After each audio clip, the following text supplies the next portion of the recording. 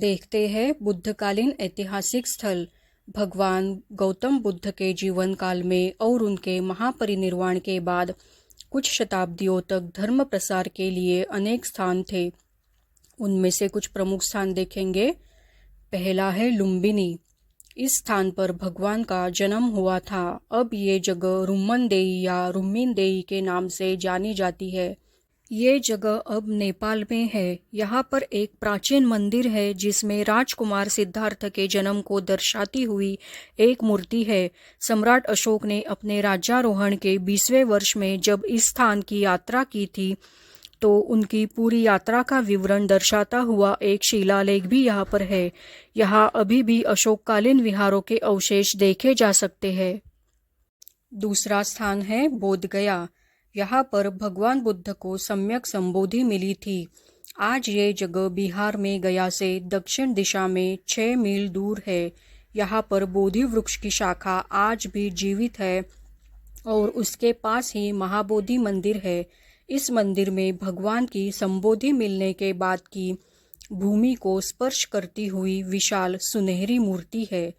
मंदिर के पश्चिम दिशा में एक बोधि वृक्ष और लाल पत्थर की एक पट्टी है जो वज्रासन का प्रतीक है। सम्राट अशोक की इस स्थान की यात्रा का पूरा विवरण दर्शाता एक शिलालेख भी यहाँ पर है। तीसरा स्थान है सारनाथ। ये जगह उत्तर प्रदेश में वाराणसी से 10 किलोमीटर की दूरी पर है। यहाँ पर भगवान बुद्ध ने धर्म चक्र का प्रवर्तन किया था। यहाँ जो शिलालेख मिलते हैं उससे ये पता चलता है कि बुद्ध काल में इस स्थान को धर्मचक्र विहार कहा जाता था और प्राचीन काल में इसे मृगदाय या मिगदाय कहते थे। इसी स्थान पर भगवान ने अपने बोधि मिलने के पहले के 5 साथियों को पहला धर्म उपदेश दिया था और यहीं पर उन सबको अरहंत अवस्था प्राप्त हुई थी। सम्राट अशोक का बनाया हुआ प्रसिद्ध सांची का धम्मिक स्तूप आज भी देखा जा सकता है। यहाँ पर एक संग्रहालय भी है जिसमें अशोक स्तंभ के ऊपरी हिस्से पर बनी हुई शेरों की प्रतिकृति, जो अब हमारा राष्ट्र चिन्ह है, रखी गई है। तक्षशिला, नागार्जुन कोंडा और मीरपुर खास में मिले हुए प्राचीन अवशेष भी यहाँ रखे हुए हैं। चौथा स्थान है कुशीनारा, जो अब कुशीनगर के नाम से जाना जाता है। ये जगह अब उत्तर प्रदेश में है। इस जगह पर भगवान बुद्ध को महापरिनिर्वाण मिला था। यहाँ गुप्तकालीन एक विशाल स्तूप है और बहुत से प्राचीन मंदिरों के अवशेष भी है। कुछ समय पहले यहाँ एक मंदिर बनाया गया था जिसमें भगवान के महापरिनिर्वाण को दिखाती एक भव्य मूर्ति है। पास में ही एक रामभार नाम की छोटी पहाड़ी है जहां भगवान का अंतिम संस्कार किया गया था और उनके अवशेषों को 8 भागों में बांटा गया था। यहाँ एक विशाल स्तूप भी बनाया गया था। 5वां स्थान है सावत्थी, जिसे अभी श्रावस्ती के नाम से जाना जाता है। उस समय यह सबसे बड़े नगरों में से एक था। आज ये जगह उत्तर प्रदेश में है। यहाँ पर सहेट महेट नाम का एक छोटा सा गांव है जो कुशीनगर से करीब 150 किलोमीटर दूर है। अनाथ पिंडक ने इसी जगह धरती पर सोना बिछाकर जेत राजकुमार का उद्यान खरीदा था और जेतवन विहार बनवाया था। साधकों के लिए ये जगह अत्यंत महत्वपूर्ण है क्योंकि भगवान ने अपने जीवन काल के 25 वर्षावास इसी विहार में बिताए थे। आज भी यहाँ काफी सारे स्तूप और विहारों के अवशेष पाए जाते हैं। छठा स्थान है राजगृह या राजगृह। इसे अब बिहार में राजगीर के नाम से जाना जाता है। उस समय ये नगर शक्तिशाली मगध साम्राज्य की राजधानी था। राजा बिंबिसार ने भगवान को दान दिया हुआ वेणुवन यहीं पर है।